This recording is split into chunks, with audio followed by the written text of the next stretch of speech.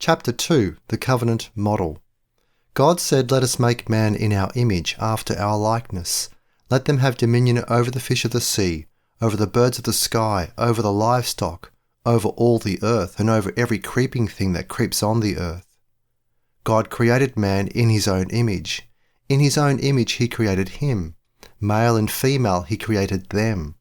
God blessed them and said to them, "Be fruitful and multiply. Fill the earth and subdue it. Have dominion over the fish of the sea, over the birds of the sky, and over every living thing that moves upon the earth." Genesis 1 verses 26 to 28.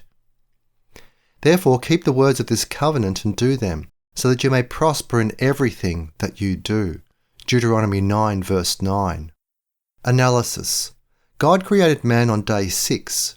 Before he did this, he had a purpose for mankind, dominion in history by covenant keepers. Mankind would represent God to the creation in God's name, legal, and on God's behalf, economic. Purpose precedes planning.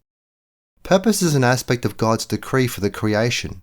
The Apostle Paul revealed what this purpose was. God chose us beforehand for adoption as sons through Jesus Christ, according to the good pleasure of his will. Our adoption results in the praise of his glorious grace that he has freely given us in the one he loves.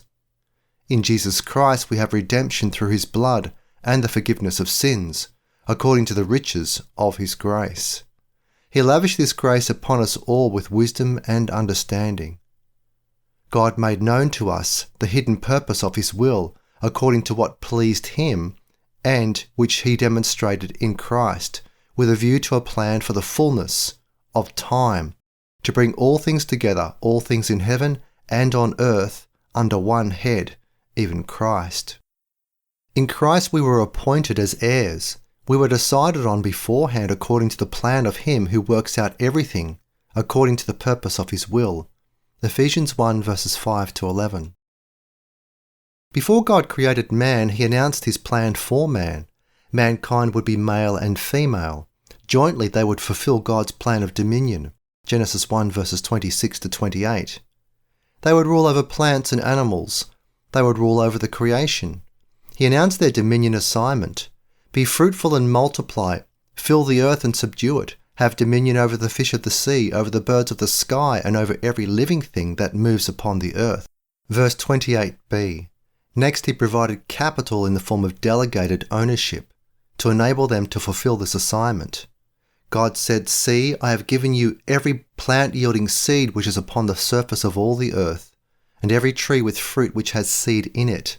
They will be food to you, to every beast of the earth, to every bird of the heavens, and to everything that creeps upon the earth, and to every creature that has the breath of life, I have given every green plant for food." It was so.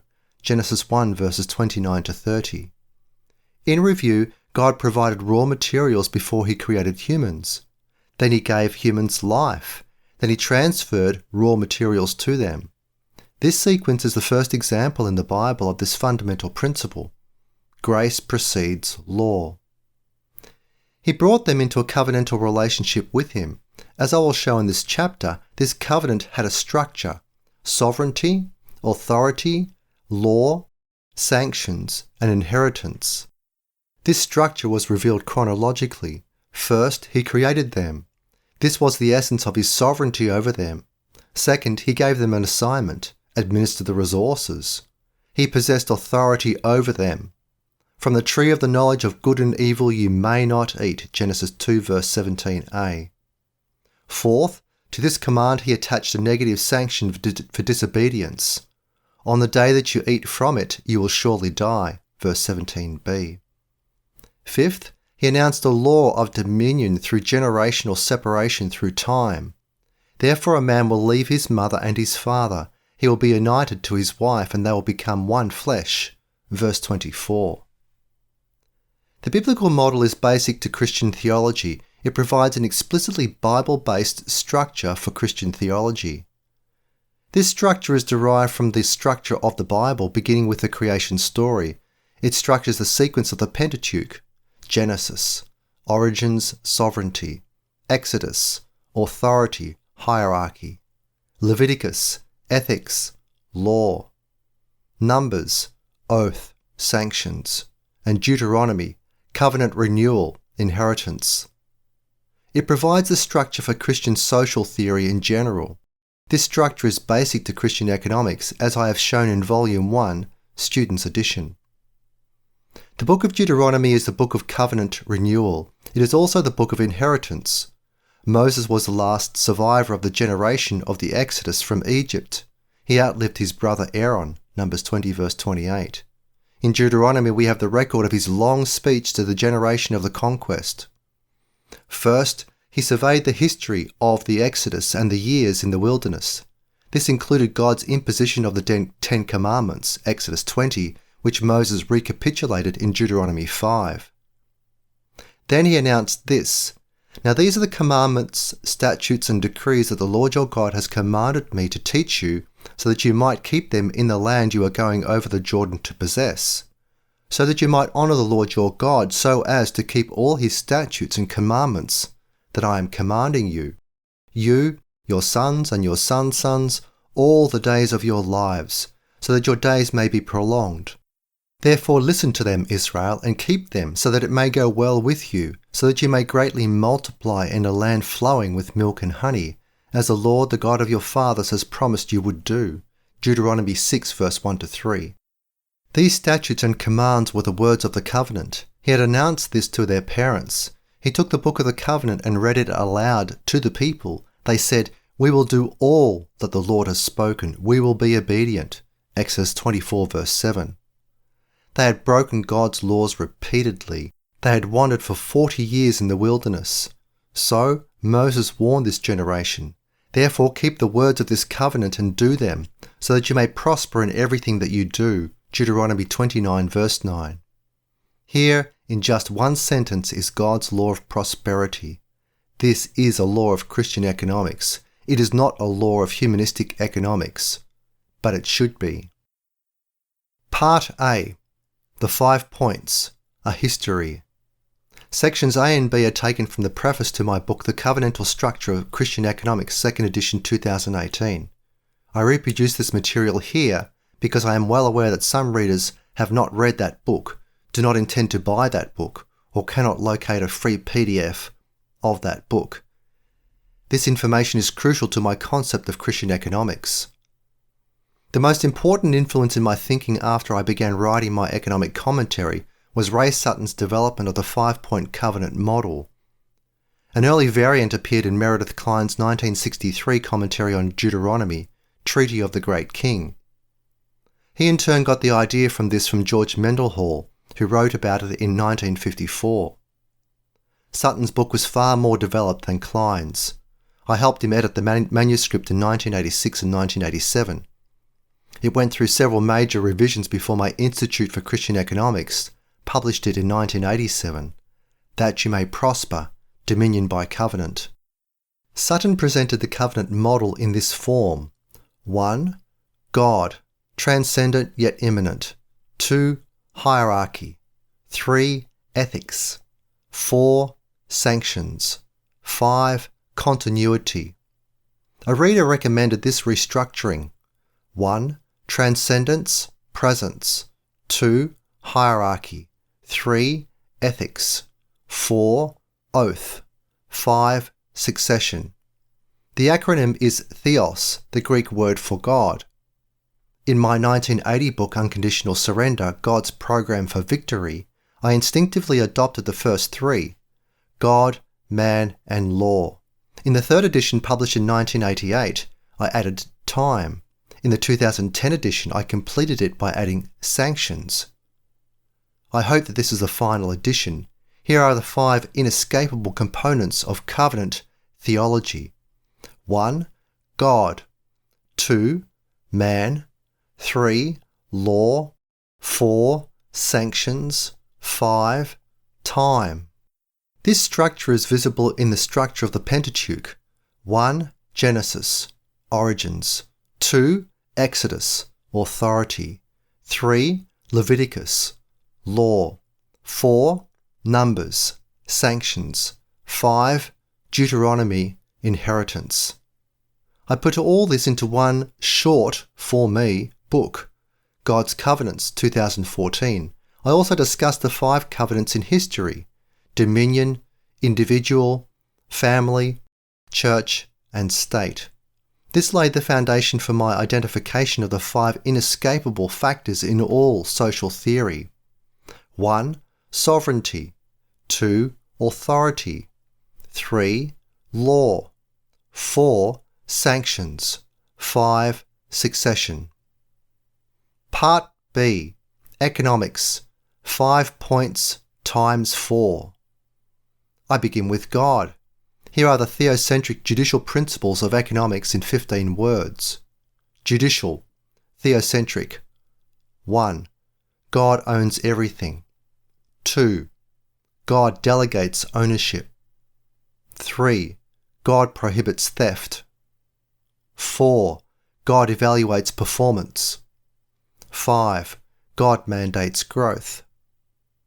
God designates men as his trustees. As trustees, they are authorized to act in God's name as judicial representatives.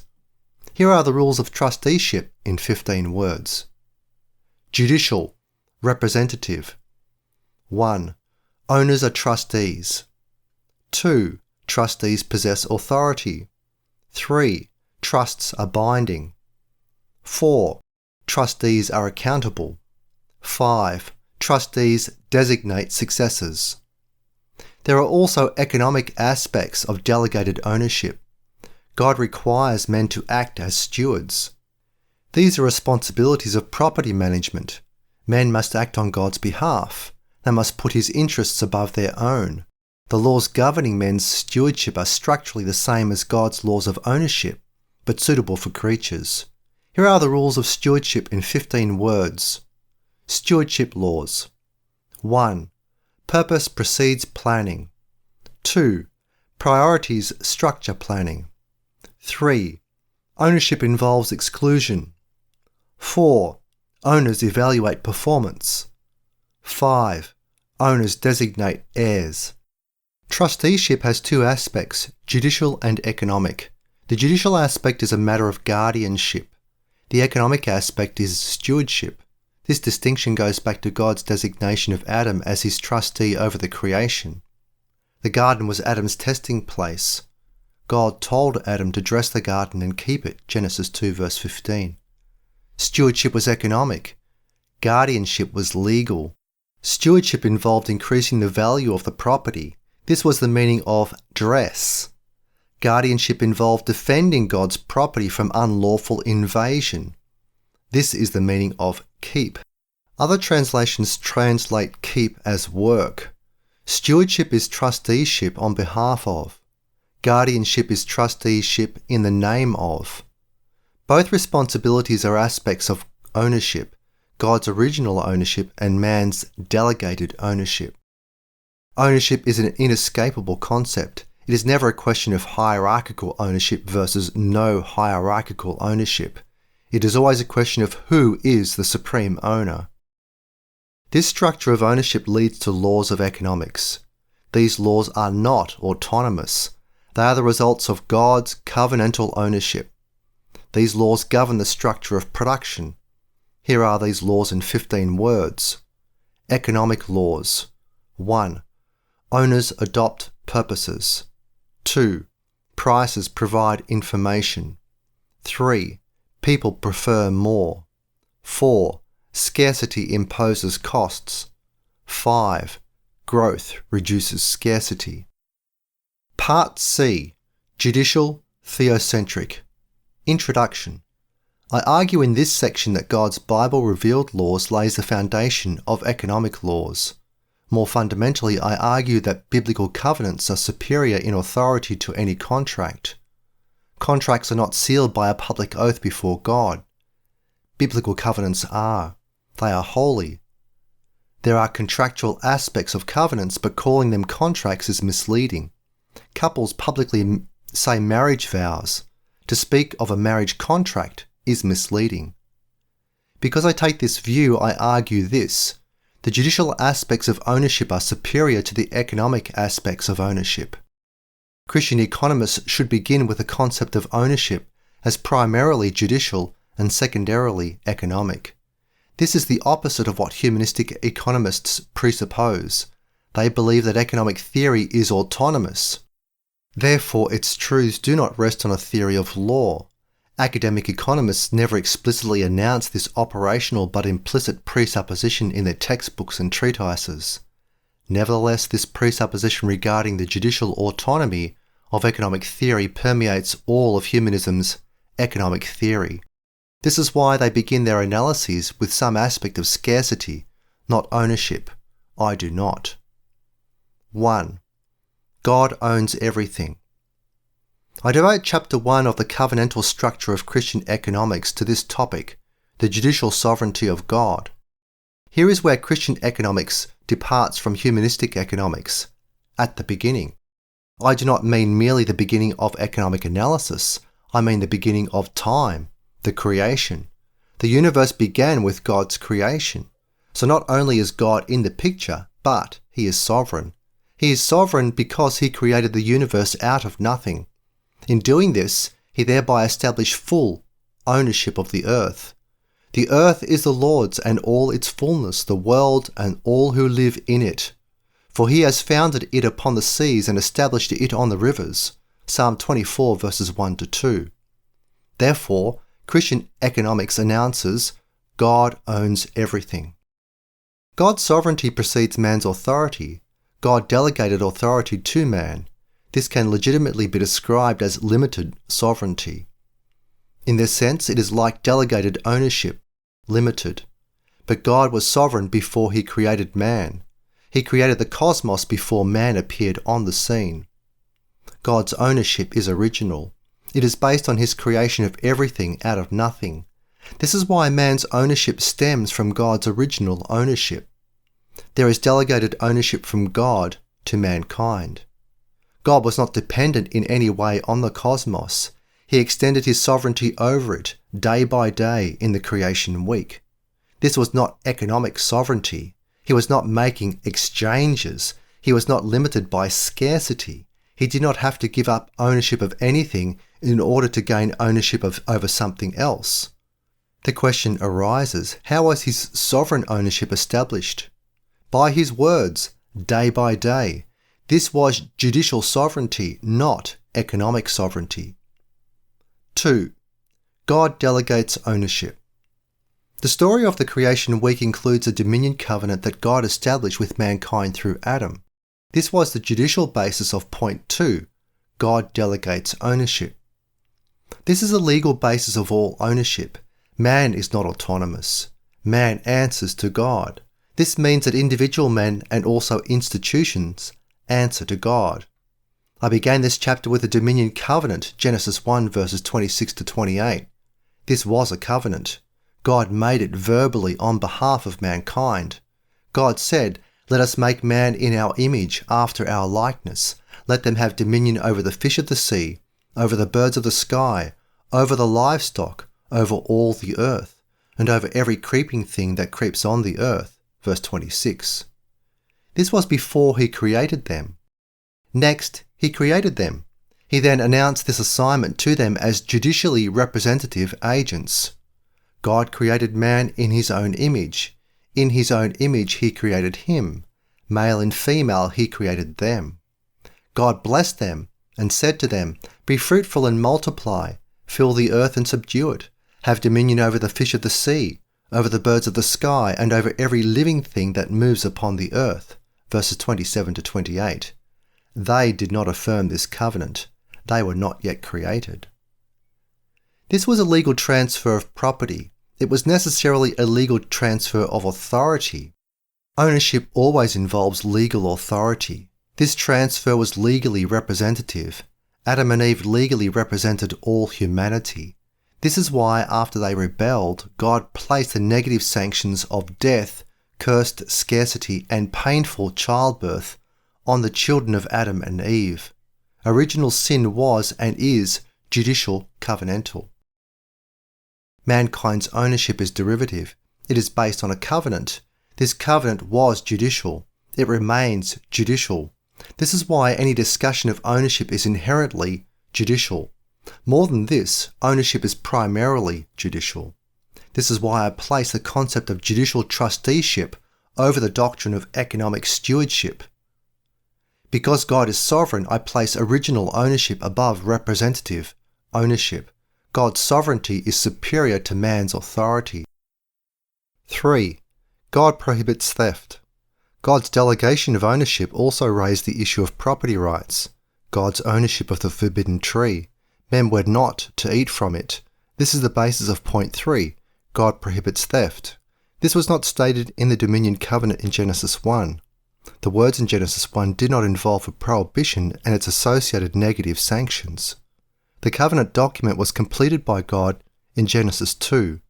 But from the tree of the knowledge of good and evil you may not eat, for on the day that you eat from it, you will surely die. Chapter 2, verse 17.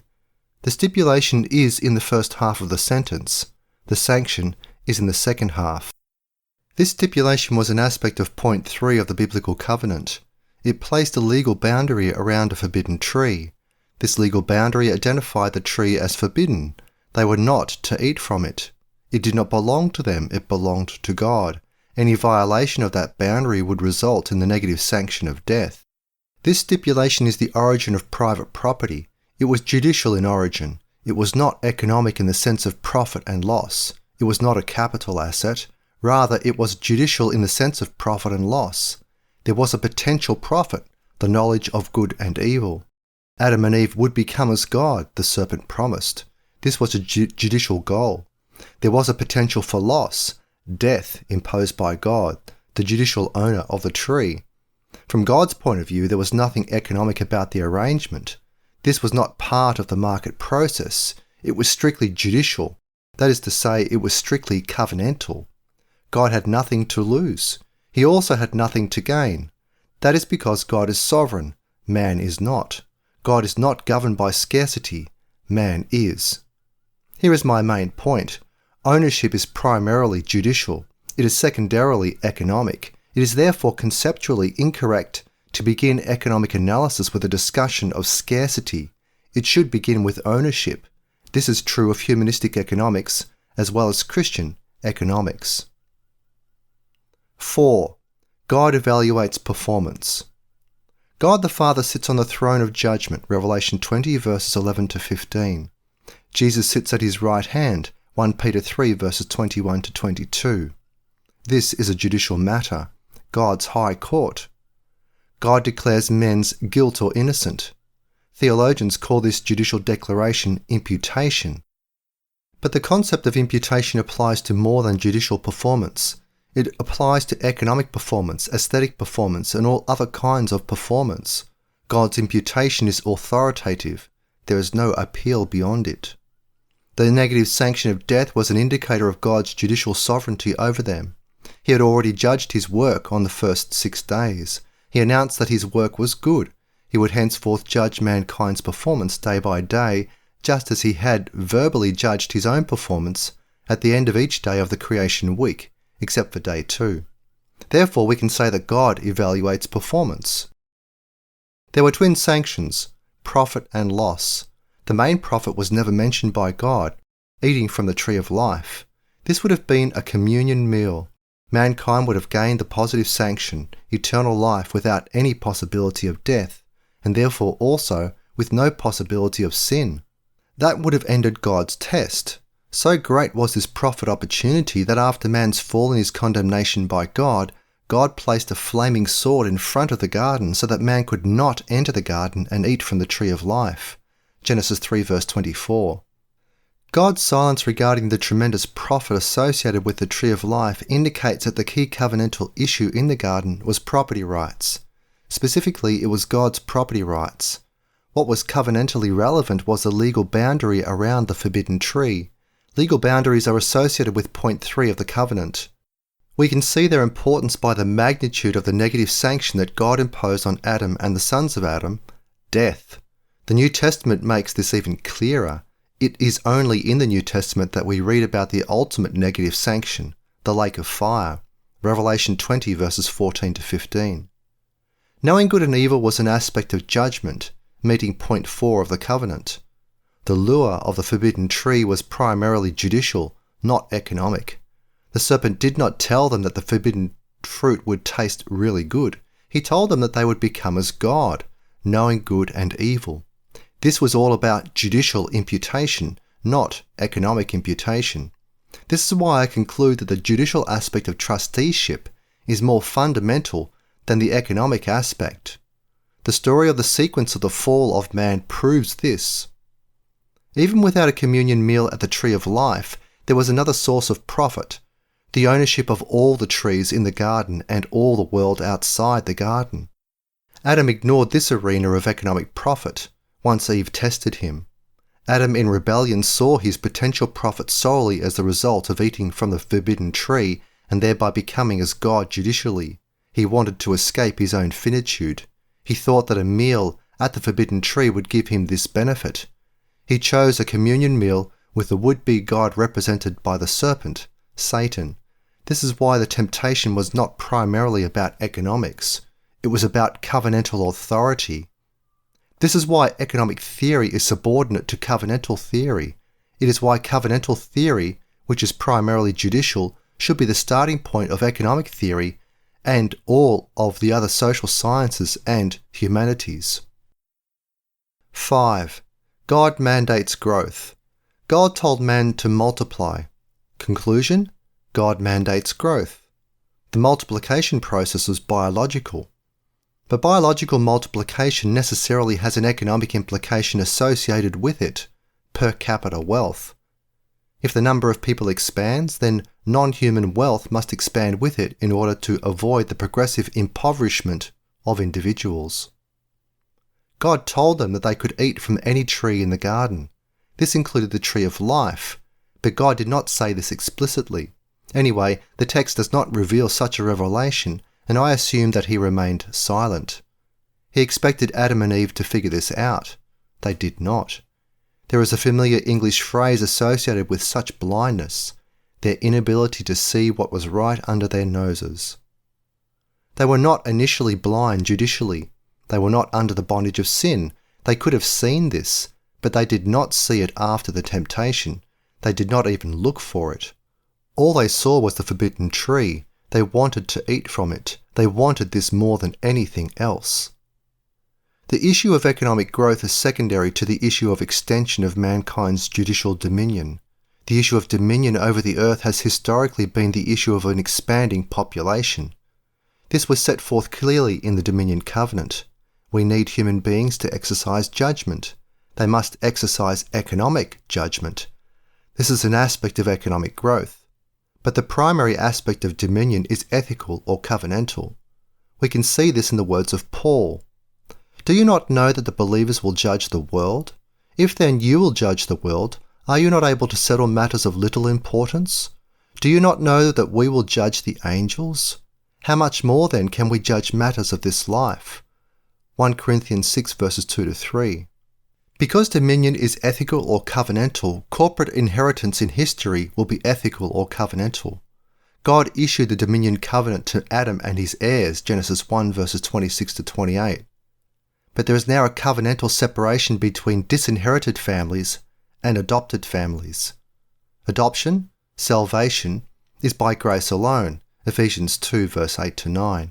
Grace precedes law. Then comes law. Covenant keepers are required by God to build God's kingdom in history, Matthew 6 verse 33. This takes capital. God promises to supply this capital. This is seen clearly in God's promise that covenant keepers will become the primary heirs in history. But the meek will inherit the land and will delight in great prosperity, Psalm 37 verse 11. Jesus repeated this promise, the meek will inherit the earth, Matthew 5 verse 5. Conclusion. These 5 covenantal points are inescapable implications of Genesis 1-2. They are primarily judicial points.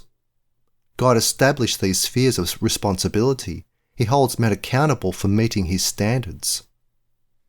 The humanistic economist does not begin with Genesis 1-2. Instead, he begins with some aspect of the creation. He does not begin with ownership. This raises the issue of the judicial basis of ownership. This issue leads to the next question, the moral legitimacy of ownership. This is the issue of ethics. Humanistic economists almost universally assert that economic science is value-free, or at least it should be. Therefore, any consideration of the issue of original ownership would be regarded by most economists as an illegitimate topic, by definition. Why? Because the question of original ownership would import the issue of morality into economic analysis. Humanistic economists see morality as an extra-economic issue. For them, ownership is an externally imposed condition by definition, as all moral issues are. This approach is basic to most social scientists. They shove questions of morality out of their analyses, but they always import morality back into their policy analyses one way or another. The humanistic economist usually begins with a discussion of scarcity and a few of its implications. He assumes the existence of scarcity is not controversial. An economist will not be criticized by his peers for starting his analysis with scarcity. That is because every economist acknowledges the reality of scarcity, defined as follows: at zero price there is greater demand than supply. This is why there are prices. In the case of Adam Smith's pioneering book, The Wealth of Nations, he began with a consideration of the division of labour, which is an outworking of men's attempt to overcome scarcity, thereby becoming richer. He assumed scarcity. He did not define it. He also said nothing about original ownership. I wrote in Chapter 1 of the Covenantal Structure that this avoidance of any discussion of original ownership by humanistic economists is part of their implicit presupposition of man's autonomy. The assumption of man's autonomy is basic to all humanistic thought. It is the heart, mind and soul of humanism. It has been all the way back to the pre-Socratic philosophers. Here is what I wrote. Man is said to be unlike anything that preceded him. Man is purposeful. He plans in terms of his purposes. He shapes the present in terms of a vision of the future. With man, purpose entered what had been a purposeless environment. This makes man fundamentally different from the rest of his environment, and possibly unique in the entire universe. Man arose out of purposelessness, but he now imposes change on his environment in terms of his purposes. Purpose is therefore original with mankind. Original purpose is seen by humanists as a central factor in defining sovereignty. In this regard, they agree with Christians. The debate is over who the original sovereign is, God or man. The next 5 points are matters of grace, special and common. I discuss the 2 categories of grace in my book, Dominion and Common Grace, 1987. Common grace refers to unearned and undeserved blessings from God to humanity in general. Special grace refers to undeserved blessings to covenant keepers. In both cases, the blessings involve an opportunity to serve God, which is an honour. It is a mark of ethical rebellion to regard this honour as a liability. Part D. Judicial Representative Laws. Introduction. The 5 points in Section C refer to God. God is the creator. He is therefore the owner, which is a judicial category more than it is an economic category. The judicial category defines the economic category. The next 5 points refer primarily to man as God's judicial agent. This is a matter of trusteeship. Trusteeship has an economic aspect, stewardship. I consider stewardship in Section E. Trusteeship refers primarily to God's name and his reputation. The 3rd commandment has to do with the protection of God's name. You must not take the name of the Lord your God in vain, for I will not hold guiltless anyone who takes my name in vain. Exodus 20 verse 7. It is part of what I call the priestly laws of the 10 commandments. The 3rd commandment parallels the 8th commandment, which is the 3rd commandment in the kingly laws. You must not steal from anyone. Verse 15. They are linked together. They both have to do with the protection of private property. The property being protected by the 3rd commandment is God's name. This refers in the broadest sense to God's reputation. It also has to do with the kingdom of God. The kingdom of God has more to do with trusteeship in the legal sense than it does with stewardship in an economic sense. It has more to do with a mission statement than a profit and loss statement. Stewardship has to do with increasing the market value of God's property. I focus here on trusteeship, not stewardship. When I searched for the correct categories of man's trusteeship, I first looked at the categories of God's ownership. Man is made in God's image.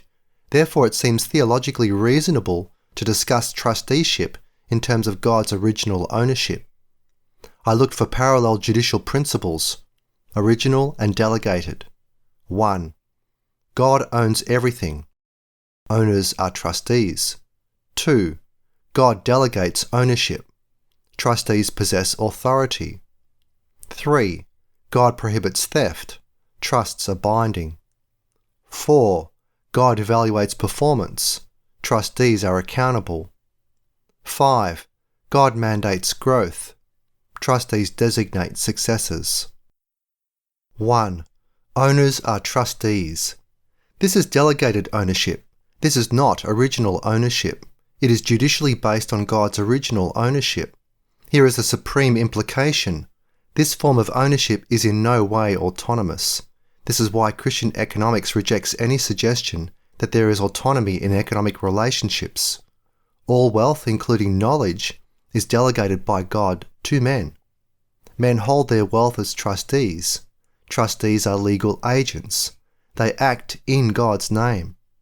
The Christian trustee is opposed to identify himself with God and with the work of God.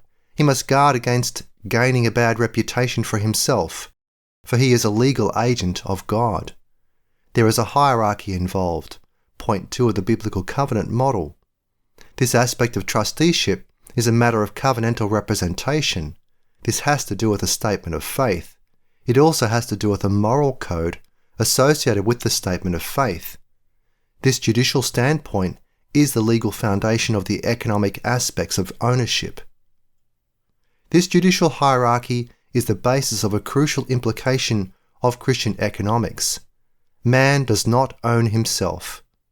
This has an important implication for a consideration of humanistic economics. Economic analysis must not begin with the doctrine of self-ownership. This is a fundamental criticism of some varieties of free market economics. The biblical doctrine of ownership as trusteeship serves as a reputation of all forms of socialism. There must be multiple trustees in a Christian commonwealth, a division of responsibility. This means that private property is a dominant form of ownership. God has delegated ownership to a multitude of trustees. There is a biblical principle here, multiple responsible agents. Solomon announced, "Where there is no wise direction, a nation falls, but victory comes by consulting many advisers." Proverbs 11 verse 14. This is the division of intellectual labour. It undergirds the international division of labour. 2. Trustees possess authority. This authority is legal, the authority to allocate property among competing uses. Humanistic economists refer to this allocation process as economizing. This concept is basic to humanistic economics. Owners decide what to do with their property. Christian economic theory declares that owners are God's trustees. Trustees decide what to do with God's property. God holds them accountable for the use of his property, as we see in Jesus' parallel parables of the talents, Matthew 25 verses 14 to 30, and the miners, Luke 19 verses 11 to 27. Ultimately, this authority is the right to buy, sell, or give away property. This is the right to transfer ownership and therefore legal liability to others. This is the judicial basis of exchange. The free market is a gigantic auction process. It rests on this legal right to buy and sell. This principle serves as a prohibition of what is known as the welfare state. Owners act judicially in the name of God. This is the judicial basis of property rights. These rights are legal immunities against those who would interfere with the ownership or use of other people's property. This prohibition applies to state officials as well as private thieves. Any attempt by officers of the state to transfer property from one owner to another must be based on biblical law. There is one form of legitimate wealth transfer, restitution to victims from criminals or people who have damaged others. Exodus 22 verses 1 and 4. Any transfer of wealth based solely on economic inequality is prohibited by God's law. Do not cause judgment to be false. You must not show favoritism to someone because he is poor, and you must not show favoritism to someone because he is important. Instead, judge your neighbour righteously. Leviticus 19 verses 15. Trusteeship is superior to economic stewardship. It is better to lose money in a good cause than to make money in an evil cause. Of course, it is better to make money in a good cause. It is a good thing to do well by doing good. 3. Trusts are binding. A trust is a legal document that places legal boundaries around the use of specific pieces of property. A trust is the judicial model for all forms of private ownership. It is a legal arrangement by which an owner of property establishes a legal entity that provides benefits for named beneficiaries. The owner transfers the ownership of property to the trust.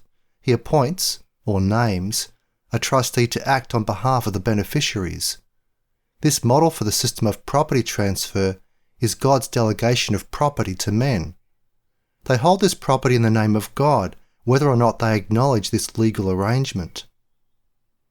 The model for trusteeship is Jesus, God's Son. Jesus is a designated trustee for God the Father. Paul wrote that Jesus created the universe. The Son is the image of the invisible God.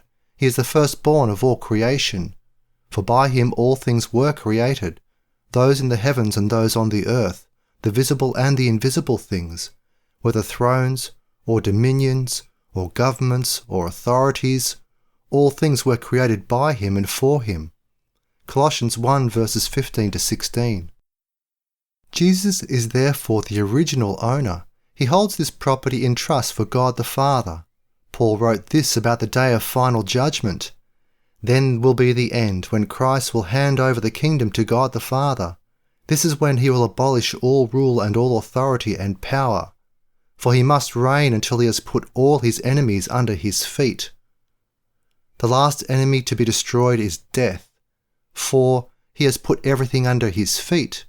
But when it says he has put everything, it is clear that this does not include the one who put everything in subjection to himself. When all things are subjected to him, then the Son himself will be subjected to him who put all things into subjection under him, that God may be all in all. 1 Corinthians 15 verses 24 to 28. God the Father empowered Jesus to serve both as creator and trustee on his behalf. Jesus represents God. He said this repeatedly in his earthly ministry. This is what got him crucified. He was acting in the name of God more than he was acting as the administrator of God's property. But he was both. A trustee is always both. 4. Trustees are accountable. There is no ownership apart from legal accountability. There is therefore no such thing as autonomy in the creation. God holds owners accountable in the broadest sense, morally, legally, confessionally, and economically. They will give an account of their trusteeship at the final judgment. They must act as intermediaries between God and his property. They must evaluate their administration of God's property in terms of God's ethical and legal standards. They must think God's thoughts after him. What God judicially declares, imputes, they must impute. Whatever God imputes economic value to, they must impute economic value to. This is why every owner had better be eternity-oriented. Jesus' parable of the rich farmer described how not to serve as a trustee. The field of a rich man yielded abundantly, and he reasoned within himself, saying, "What will I do, because I do not have a place to store my crops?" He said, "This is what I will do. I will pull down my barns and build bigger ones, and there I will store all of my grain and other goods. I will say to my soul, 'Soul, you have many goods stored up for many years. Rest easy, eat, drink, be merry.' But God said to him, Foolish man, tonight your soul is required of you, and the things you have prepared, whose will they be? This is what someone is like who stores up treasure for himself and is not rich toward God. Luke 12 verses 16b to 21. The farmer had focused on economic profit. He had missed the point. He was God's trustee. Trustees are accountable to God. This is why God prohibits theft. God transfers property to someone to serve as his trustee. He wants this person to be economically productive on his behalf. A thief decides that he will take possession of this person's property. He has other uses for it. The thief then becomes accountable to God in two ways, as a thief and as a trustee of God's property. Even if he is a superior investor, the prophets will testify against him on Judgment Day. What is true of a thief is also true of a welfare state official who takes title to a piece of property in the name of the state in order to transfer it to others. It does not matter what fine-sounding justifications he and the politicians in whose name he is acting have for the property. These are not God's purposes. Bureaucrats and politicians will give a final accounting to God for the unilateral transfer of property to the state. So will the voters who elected the politicians who passed a law to authorize this transfer of ownership. The welfare state indicates that God is a thief. This is a perverse testimony. This is the reason why the so-called social gospel of wealth redistribution by the state is not the gospel of Christ. 5. Trustees designate successors. The principle applies to all forms of property and all legal arrangements for the protection and maintenance of property. This goes back to God's arrangement with Adam and Eve regarding the garden. The Lord God took the man and put him into the garden of Eden to work it and to maintain it. Genesis 2 verse 15. His children would inherit this property. Inheritance is the legal basis of today's property. Property can be held in trust for designated beneficiaries through the ages. The trustees are required by the trust document to administer the property in the trust in terms of the stipulations of the document. Trustees can resign, be removed, retire, or die. Beneficiaries can die. The trust perseveres. The desires of the founder of the trust are supposed to be adhered to by the trustees. This structure of succession applies to churches, charitable foundations, and even profit-seeking corporations in rare instances. This is the basis of continuity. This continuity is primarily moral. In some institutions, this can be understood as confessional. An institution's mission statement is an example of such attempted continuity. In contrast, there is no assurance that the economic assets in the trust will maintain their market value over time. The trustee must be willing to preserve the trust's mission statement at the expense of increasing the value of the property inside the trust. Conclusion. In Section D, I have considered the judicial issue of man's subordination to God. This is the issue of man's judicial authority and God's judicial sovereignty. Ownership is primarily a matter of judicial trusteeship. It is only secondarily the issue of man's economic stewardship. The humanistic economist believes in man's authority. He does not believe in man's subordination to God. This outlook inescapably transfers sovereignty from God to man. Man becomes the primary owner in the economist's thinking. This does not solve the issue of whether autonomous man is primarily individualistic or collective. It therefore does not solve the problem of the free market versus socialism. The fundamental issue for the humanistic economist is never the issue of original ownership, which is a judicial issue, the legitimate source of delegated ownership. For humanism, man becomes the operational God. This is the fulfillment of the serpent's original temptation. The serpent did not tempt Adam and Eve with promises of great wealth. He tempted them with the promise of becoming equal to God in their understanding of good and evil. Yet this promise of equality was a deception. The serpent was really tempting them to claim superior judgment to God. No one who claimed anything else would be foolish enough to risk his life by violating God's explicit law. The humanistic economist implicitly claims original autonomy for mankind. He therefore implicitly claims original ownership for mankind. This is a judicial claim. It has economic implications, but the primary implications are judicial. That is to say, they are covenantal. They are not simply matters of richer or poorer. They are matters of life and death. They are matters of covenant keeping and covenant breaking. Part E.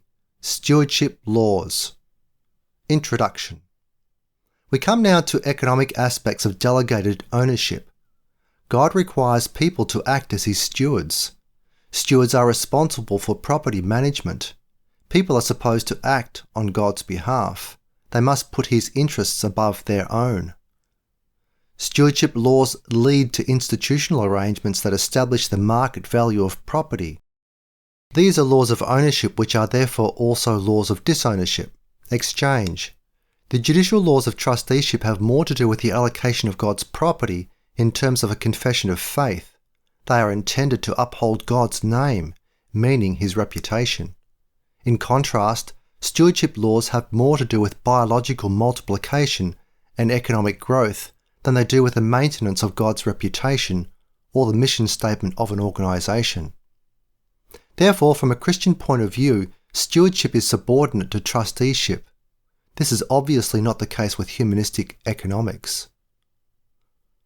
A good way to understand the difference between trusteeship laws and stewardship laws is to focus on the difference between the third commandment, which defends God's name, and the eighth commandment, which defends private property.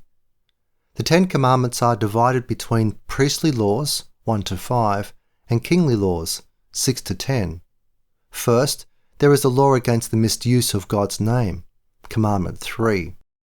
Second, there is a law prohibiting theft, Commandment 8. The third commandment is point 3 in the priestly laws. The eighth commandment is point 3 in the kingly laws. The third commandment is not about stealing an economic asset.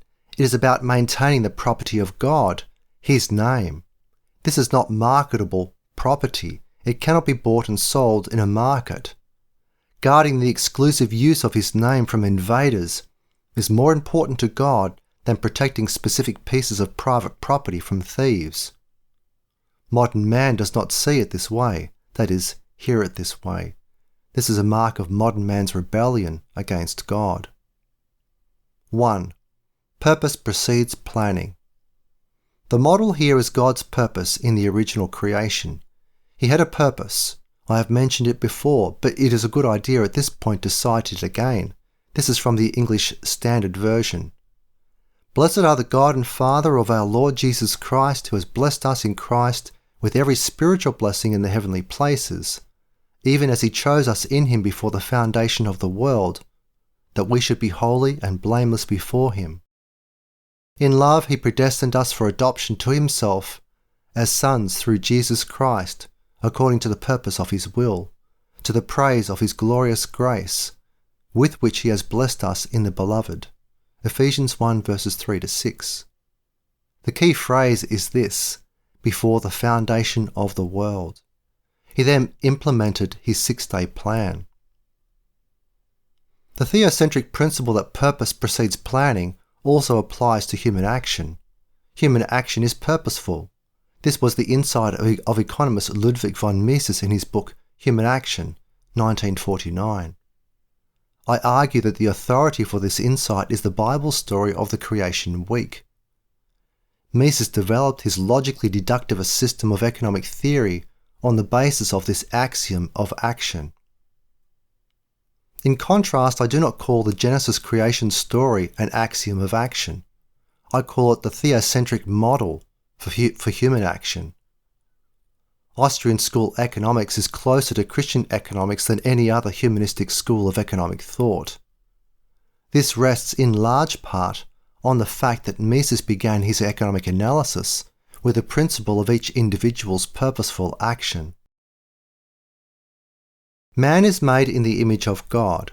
Thus, when a man thinks purposefully, he represents God. He is thinking in terms of the first point of the covenant, which is the sovereignty of God. The sovereignty of God is demonstrated in God's creation of the universe out of nothing.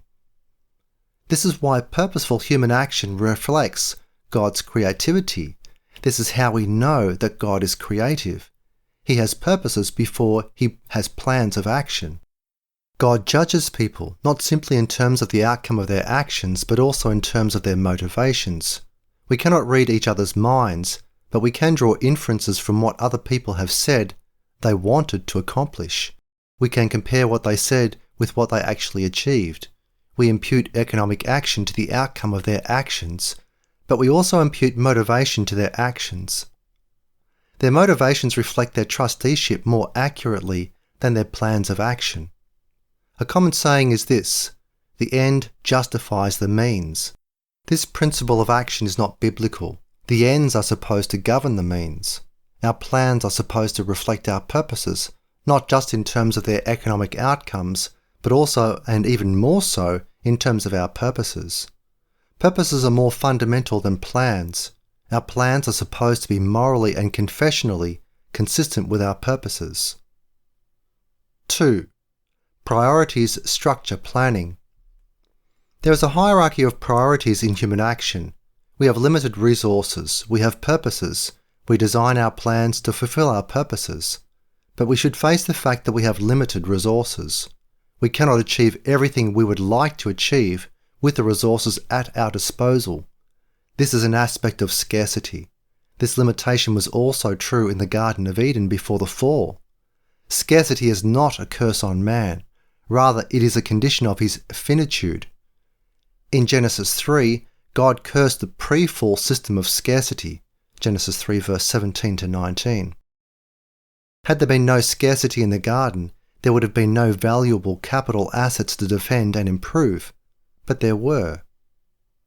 Because we have limited resources, we have to allocate these resources in such a way that we hope will achieve our highest priorities. We will run out of resources before we run out of priorities. This is why we economize. This is the essence of resource allocation. Some economists defined economics as the science of human choices in the world of scarce resources. A famous book that takes this approach was written in 1932 by a disciple of Mises, Lionel Robbins, an essay on the nature and significance of economic science. He wrote, open quote, "For rationality in choice is nothing more and nothing less than choice with complete awareness of the alternatives rejected. And it is just here that economics acquires its practical significance. It can make clear to us the implications of the different ends we may choose. It makes it possible for us to will with knowledge of what it is we are willing. It makes it possible for us to select a system of ends which are mutually consistent with each other." Unquote. Our priorities are numerical, first, second, third, and so forth. We cannot place numerical value on the degree of satisfaction that we want to achieve from our allocation of resources. This is the difference between ordinal priorities and cardinal priorities. We cannot estimate cardinal priorities. There is no objective value scale for subjective value. So, we cannot impute objective value to our priorities. We can compare our priorities only subjectively. We want A more than we want B at some objective price. We cannot say exactly how much more we want A rather than B at this price. Then we choose some goals and eliminate others in an orderly way, the order in which we would like to achieve them with the linked resources that we possess or hope to possess within the time frame of our plan. 3. Ownership involves exclusion. The model for this stewardship law is marriage. Here is biblical evidence for this statement. In the list of 5 kingly commands in the 10 Commandments, the commandment against adultery precedes the commandment against theft. God owns the family, and he has established the judicial obligation of exclusion for husbands and wives. A husband excludes all other men from bonding with his wife, and his wife does the same with him. Each partner has a legal claim on the other's faithfulness. Once people understand this principle, they are ready to understand the prohibition against theft. All over the world and in every society, husbands and wives understand this principle of exclusion. God excluded Adam and Eve from access to the forbidden tree. He established a property right. There was a legal boundary around that tree. Property rights are always boundaries, legal, institutional, and geographical. All legal rights are about boundaries. Owners have the right of exclusion. They have the right to use their property as they see fit, as long as it does not interfere with someone else's use of his property. This means that inclusion and exclusion go together. They are two sides of the same coin. This is also true of inheritance and disinheritance. Inheritance and disinheritance are concepts that are extensions of the commandment against theft. 4. Owners evaluate performance. This is an extension of the fourth commandment of the theocentric judicial covenant. God evaluates performance. Delegated owners also evaluate performance. They are supposed to evaluate performance in terms of the criteria established by God. They impute economic value because they are made in the image of God. They are able to do this because God does this. They are stewards of God's property, so they have to be able to evaluate performance. They do as creatures what God does as creator. They are supposed to think God's thoughts after Him. They can do this self-consciously as stewards of the Creator God, or else they can do it as implicit stewards of some other God. This other God may be the state. It may be the free market. Ultimately, a self-proclaimed autonomous man serves himself as God. This is the economic doctrine known as imputation. It is fundamental to Austrian school economics. The founder of Austrian school economics was Karl Menger. In his book Principles of Economics, published in 1871, he shifted the origin of economic value from objective economic value, which had been dominant among classical economists from Adam Smith to Karl Marx. He substituted the concept of subjective value. This rested on the concept of subjective evaluation. This was a crucial development in the history of economic thought. Menger shifted economic theory from realism to nominalism. This is rarely, if ever, discussed in histories of economic thought, but this was the philosophical heart of his remarkable philosophical breakthrough. Philosophical realism and philosophical nominalism had been debating points in Western philosophy ever since the 4th century. Economists prior to Menger had explained economic value in terms of objective inputs, either the labour theory of value or the cost of production theory of value. The two explanations were opposed to each other, but they were unified in their commitment to philosophical realism. My version of Christian economics is not based on either realism or nominalism. It is based on covenantalism. Both realism and nominalism have fundamental contradictions that they cannot answer. This is not the place to discuss these contradictions in detail, but they do exist, and they are perennial. Here is a brief summary. I begin with realism. Here are two anomalies. First, if we argue that economic value comes from labour, then why is a waterfall that can generate electricity valuable? No human being made the waterfall.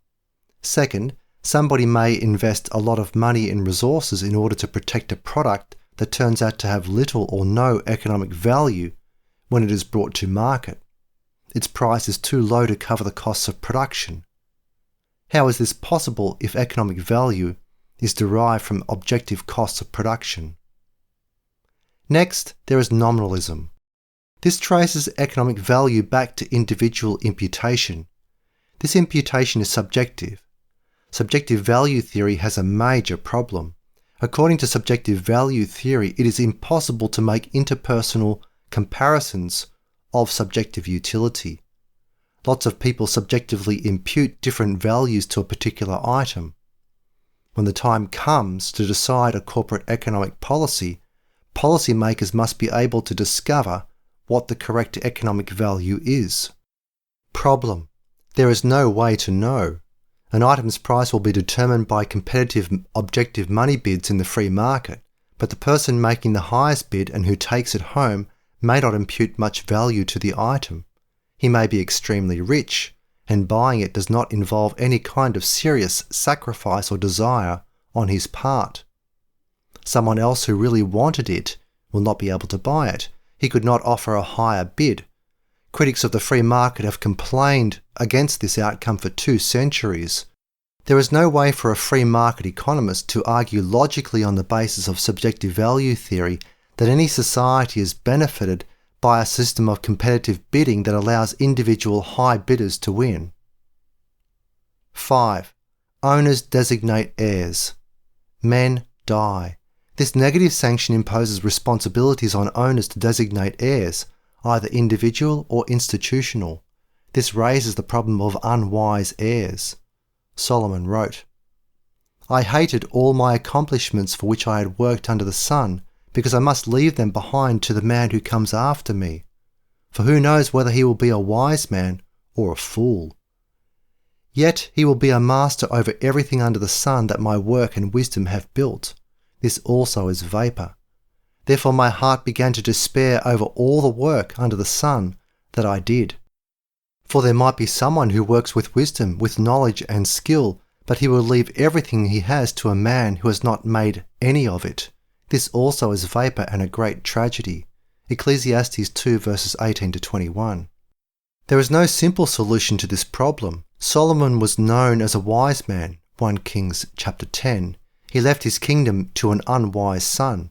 His son imposed rigorous taxes. 10 of the tribes of Israel revolted against him, 1 Kings chapter 12. The kingdom was never reunified under the rule of an Israelite king.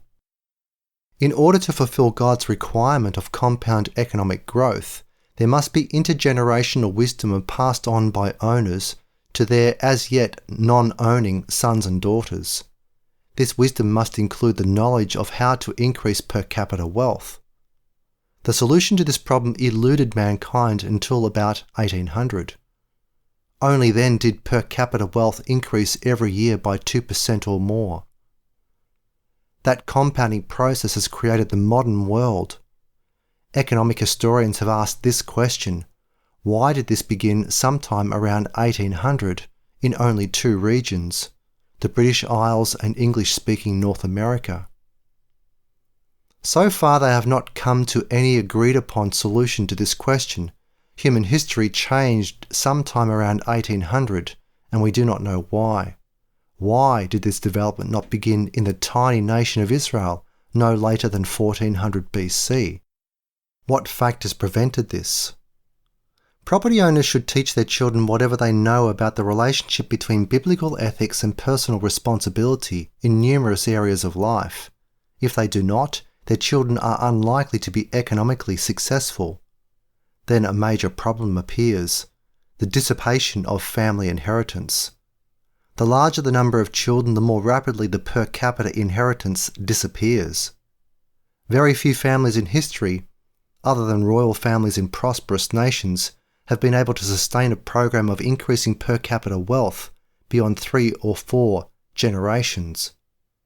The most famous of these families is the Rothschilds' banking family. They have done this for 2 centuries, but there are a few others. The DuPont family in the United States has been successful. The Rockefellers have been successful. Probably least known is the Sassoon family, a family of Middle Eastern Jewish merchants. They do not reveal to the public what family members are worth, but they have been rich for over 2 centuries. These families are hardly representative of families in history. Throughout history, societies have faced this problem: regression to the mean. Spectacular performance economically by a company rarely is maintained for more than half a century. Here we are not speaking of families, we are speaking about corporations. They are far more competitive economically than families in their ability to hire specialized talent in order to maintain long-term economic growth. Owners designate heirs, but in our day the functional owners are senior executives. One way to transfer wealth within a company is by granting stock options to young men who are expected to be highly productive employees in the future. The future value of these options is dependent upon the performance of the company over time. Share value must rise for the options to become valuable. Shares must reach a strike price. The ability of senior managers to hire such people and to reward them in such a way that their efforts will benefit both the employees and the company over decades is a rare skill. Apparently it cannot be taught. It has not been taught in graduate schools of business. Conclusion. Stewardship laws govern all men, but only covenant keepers acknowledge that God has established these laws. They recognize that they are the economic agents of God because they are the judicial agents of God. Not many Christians understand this. Until most Christians recognize this and then structure their lives in terms of it, they will live on the scraps that fall from the tables of the humanists. In my era, this is a lot of scraps. Furthermore, there is not much responsibility in feeding off these scraps. To the degree that Christians seek to avoid increased responsibility in history, they must content themselves with scraps. The kingdom of God will exist in the shadows of society. It will be seen as a refuge for people who want to avoid the risks of life, who do not want to increase their responsibility for exercising leadership. It is not easy to sell responsibility, but this is what discipling the nations requires. Matthew 28 verse 18 to 20. Part F. Economic Laws. Introduction. These are fundamental laws that govern the economy as a whole. They are not laws of trusteeship, meaning judicial laws that govern the affairs of individuals and institutions in their capacity as representatives of God. They are not stewardship laws, meaning ownership laws that govern the affairs of individuals and institutions in their capacity as representatives of God. Rather, they are laws governing the market process. They are outworkings of the 3 previous sets of 5 laws each. These 5 laws prevail across time and across borders. They are the kinds of laws that are discussed by humanistic economists in textbooks, monographs, and scholarly journal articles. In this sense, they are laws governing covenantal economic theory. They have been investigated by economists for many decades. Economists believe that their theories apply accurately to economic practices and also economic results. They believe that the economy is governed by laws that can be discovered by economists. They do not argue that these laws are equivalent to laws of physics. This is because men make decisions, unlike inanimate objects. These decisions are not always predictable. Nevertheless, most economists eventually use the phrase laws of economics. If there were no such laws, then whirl would be king in economic affairs. In such a world, economists would not be able to make predictions any more accurate than by flipping a coin. Some critics of economists say that economists are even less capable than people who make predictions by flipping a coin. The heart of economic analysis is this phrase, if-then. If economists were not able to argue plausibly that there is a predictable connection between a carefully defined if and a carefully defined then, economics would not be a social science. It would have no legitimacy. It would have little or no influence. Because economics is regarded as a science, it does have legitimacy, and economists have more influence than members of any other social science.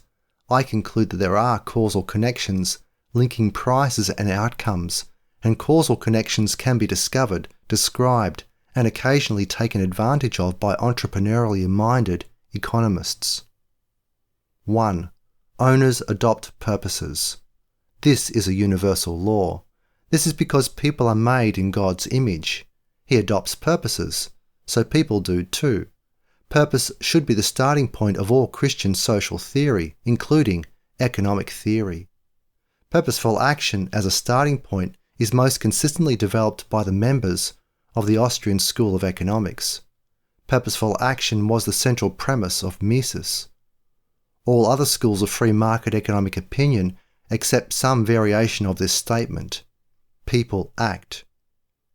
Free market economists believe that people make choices between alternative courses of action. They do not believe that these people act irrationally most of the time. Above all, economists believe that people respond in a predictable way to incentives. If people did not respond predictably to incentives, then economists would not make plausible predictions about what people will do if given opportunities to improve their situations. This outlook is encapsulated in the phrase, "When prices fall, the quantity demanded increases." A wise economist adds this qualifying phrase, "other things being constant."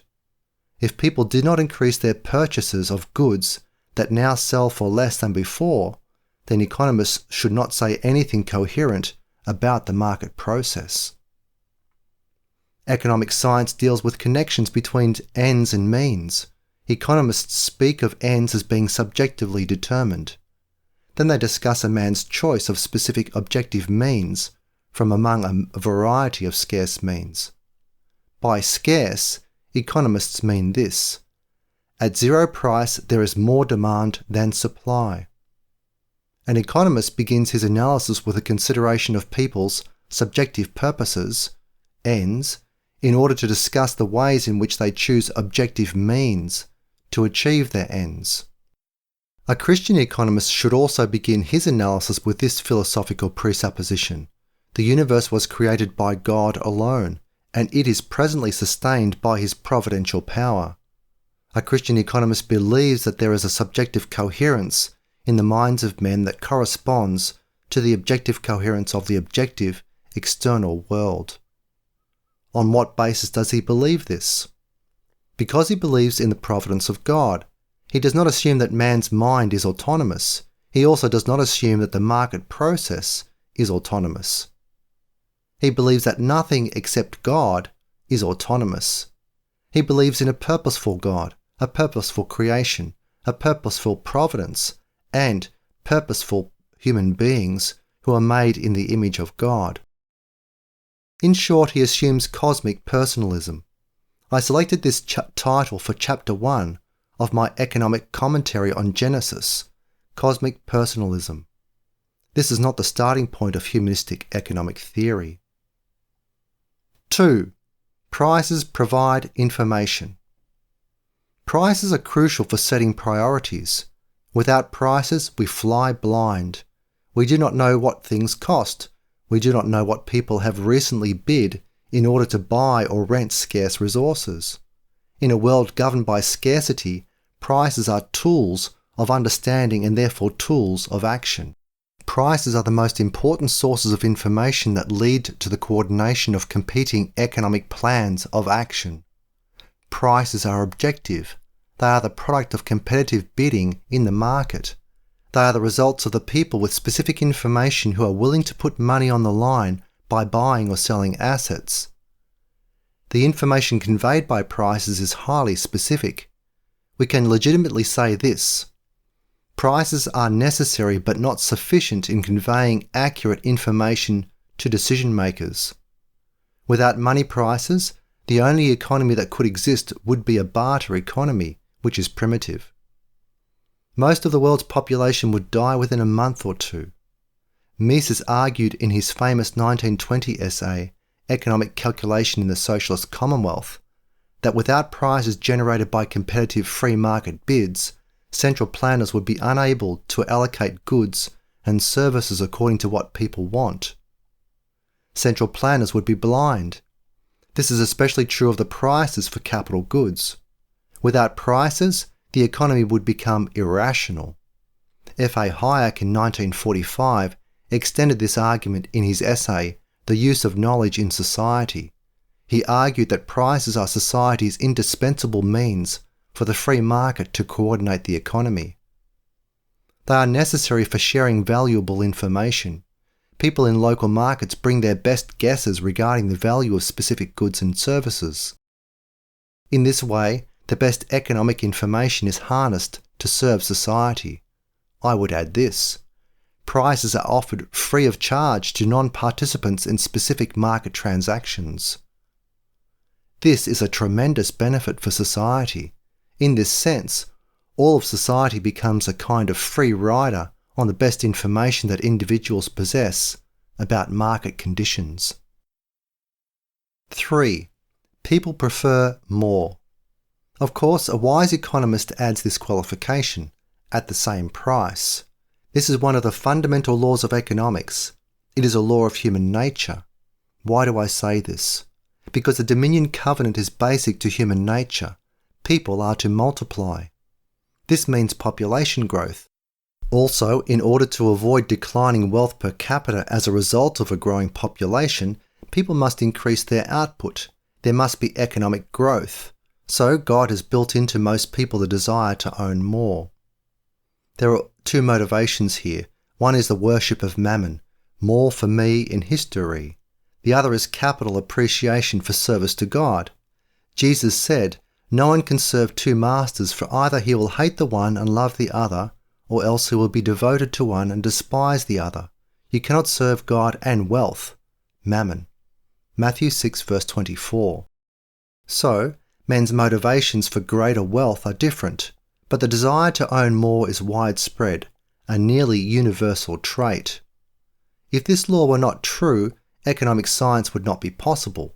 If people were not willing to give up some of what they presently own in order to secure better conditions for themselves in the future, as they see fit, it would not be possible to explain the market process. It is unlikely that there would be much of a market process. In a family, people are willing to sacrifice for others. In small local churches, this is occasionally an important aspect of church life. But in society at large, where people do not know each other, and people are not bound by love or a sense of obligation, if people did not want more, they would not cooperate with each other. The division of labour would collapse. Starvation would be a constant threat. It is no longer a threat to most people. So, the desire for more sustains society. Nevertheless, Christ warned against the god of mammon. He indicated that the god of mammon is the greatest rival to the God of the Bible. Yet the most important economic motivation appears to be the worship of mammon. Why would God place this at the centre of the dominion mandate? The correct answer has to do with the difference between common grace and special grace. Common grace is what God gives to all men. It is a blessing undeserved by anything that they have done or will ever do. It is an undeserved blessing. They worship the god of mammon. They worship themselves. But in worshipping themselves, they strive to increase their wealth. They must increase their output. They must increase their efficiency. They must become more productive. They must serve paying customers. This division of labour increases the wealth of almost everybody in society. The desire for more encourages peaceful cooperation. Is this grace? Yes. Common grace is not the same as special grace. Special grace has to do with soul saving and God's kingdom building. This is the grace extended by God to covenant keepers. In their lives, the worship of mammon is a liability. It is a threat to their wealth in the broadest sense. Jesus announced this command in the same passage that he warned against the worship of mammon. But seek first his kingdom and his righteousness, and all these things will be given to you. Matthew 6 verse 33. Yet already in this exposition of God's kingdom, Jesus had already encouraged covenant keepers to accumulate more. Do not store up for yourselves treasure on earth, where moth and rust destroy, and where thieves break in and steal. Instead, store up for yourselves treasures in heaven, where neither moth nor rust destroys, and where thieves do not break in and steal. For where your treasure is, there will your heart be also. Matthew 6 verses 19 to 21. The question is this: in which location will covenant keepers accumulate more? Mammon's kingdom building mandates the accumulation of wealth solely in history. God's kingdom building mandates the accumulation of wealth in both history and eternity. 4. Scarcity imposes costs. Here is the economist's definition of scarcity. At zero price there is greater demand than supply. It is a universal definition. I know of no school of economics that opposes this definition. I know of no superior definition. In the biblical covenant model, point 2 is closely related to point 4. Hierarchy is closely related to sanctions, performance. Planning for the future is closely related to profit and loss. The quest to gain profit and avoid loss is a great motivation for planning carefully. The goal is profit. The means are scarce. By scarce I mean they command a price. For people who are purchasing capital assets or raw materials, prices are costs. Jesus warned us to count the costs, Luke 14 verses 28 to 30. He discussed personal sacrifice for the sake of the kingdom in terms of prices. The kingdom of heaven is like a treasure hidden in a field. A man found it and hid it. In his joy he goes, sells everything he possesses, and buys that field. Again, the kingdom of heaven is like a man who is a merchant looking for valuable pearls. When he found one pearl of very great value, he went and sold everything that he possessed and bought it. Matthew 13 verses 44 to 46. We are to assess our priorities in terms of the cost of attaining them.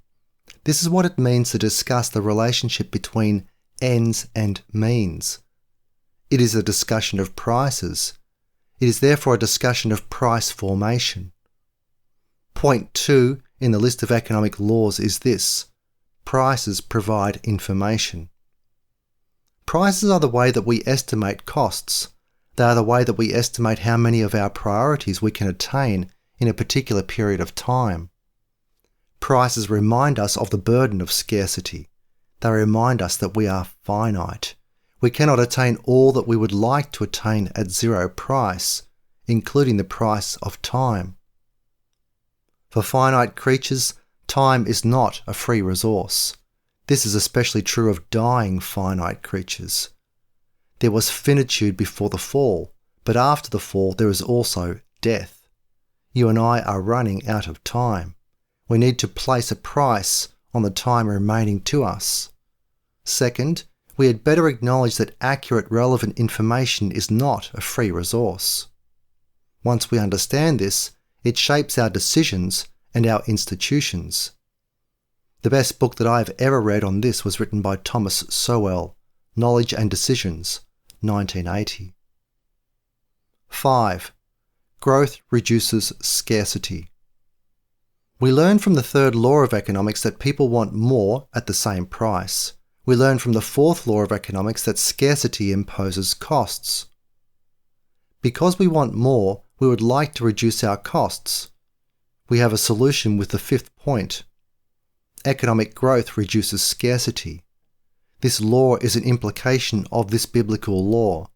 But you may say in your heart, "My power and the might of my hand acquired all this wealth." But you will call to mind the Lord your God, for it is He who gives you the power to get wealth, that He may establish His covenant that He swore to your fathers, as it is today. Deuteronomy 8 verses 17 to 19. Moses said that increasing per capita wealth is God's blessing for obedience to His laws. God wants His people to steadily and systematically overcome cursed scarcity. Genesis 3 verses 17 to 19. Why? Because He wants them to extend His kingdom in history. This process takes capital. The means of production are not free of charge, but if we can find ways of lowering the costs of production, we thereby gain the ability of extending His kingdom more efficiently. We can achieve this at a lower price. To imagine that God does not favour economic growth is to imagine that the dominion covenant has not been extended into the world beyond the fall of man. But it has been extended. Jesus spoke about it repeatedly. He even said that we should sacrifice all that we own to buy the pearl of great price.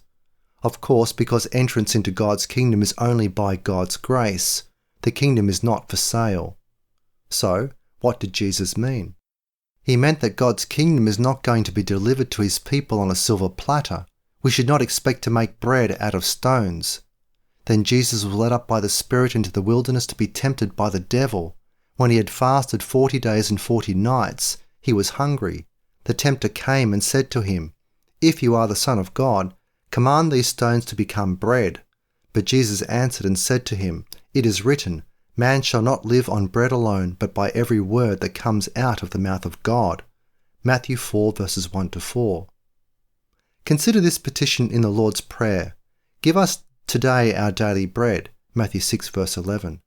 If economic growth were not a blessing, God would not ask us to pray this prayer. Hunger is a curse. Therefore, we are to pray for its reduction. Increased economic growth is therefore a legitimate goal for every Christian. It takes capital to build the kingdom of God. There are no free lunches made out of stones. The only free lunch in life is God's grace. But this lunch was not free. The crucifixion was not free. Conclusion. I have categorized these 5 principles as economic laws. A critic might say that these are not laws in the way that the statement that sooner is better than later at the same price is. This is correct. They are laws analogous to the ways that the 15 laws are. They are fundamental rules that enable us to understand the world around us. Economic laws are not autonomous. They are implications of the previous 15 laws. They are true only because the previous 15 laws are true. They are therefore derivative. Humanistic economists do not regard economic laws as derived from legal principles. They see economic regularities as aspects of the human condition, which is cosmically autonomous. They implicitly assume this: man is autonomous, therefore economic laws are autonomous. Some economists begin with a logic of the mind to derive economic laws. Mises is the premier example. Other economists look to detailed historical studies of the market process to identify regularities that have the status of laws. The German historical school of the 19th century is an example. Most economists choose something in between. They do so in a non-self-conscious way. This is basically the ancient philosophical debate between Parmenides, the defender of an unchanging logical system, and Heraclitus, who believed that history changes everything, including human laws and logic. Conclusion. This chapter is a development of my preface to the covenantal structure of Christian economics. There I presented my suggested 4 areas of covenantal thought in economics: judicial, theocratic, judicial, representative, stewardship laws, and economic laws. I begin with fundamental law, meaning biblical law, not economic analysis. I also begin with God, not man. My thinking is self-consciously theocentric. You can see this in the final typeset editions of my Economic Commentaries on the Bible, 2012. I begin Chapter 1 of Volume 1, Sovereignty and Dominion, with these words: the theocentric principle here is God as the creator. From the point of view of economics, this is God as the cosmic owner. It corresponds to point 1 of the biblical covenant. I continued this practice of identifying the theocentric principle at the beginning of every exegetical chapter in all 31 volumes. I recommend this practice. The Trinity is the center of the universe, metaphysically speaking. It should be at the beginning of covenant keepers' thinking in every area of life. Christian social theory should always begin this way. It should begin with the Trinity, and it should begin with the judicial structure of the covenant. Man is under God's law, now and forever. God uses this law order to judge the performance of individuals and collectives. We must search the Bible for guidelines in judging every field of thought, including academic thought. To do this, an investigator of a particular field would be wise to examine the covenantal structure of the field. He should ask himself this: in what ways do the covenant's 5 categories apply to the field I am investigating? If the investigator can identify these applications, he has begun to crack the code of that field. Without gaining insight into the applications of all 5 categories, he will miss important aspects of the field. The covenant's 5 points are the starting point for any investigation. The other issues of the field are subordinate to these 5. You can use the 4 volumes of Christian economics to begin to gain insights as to how this can be done in a specific field. You may find that there are other applications of 1 or more of the 5 points that would provide greater insight into economics, both in theory and practice. But I warn you of an ancient rule: you cannot change just one thing. If you substitute a different application of a category, this will have ramifications for your understanding of Christian economics as an integrated whole. Be alert to these subordinate ramifications. You'll have to rethink more than one modification you make to the system I have developed here. My son, be aware of something more. The making of many books which has no end, and much study brings weariness to the body. Ecclesiastes 12 verse 12. It takes its toll on the mind too, but as they say, use it or lose it.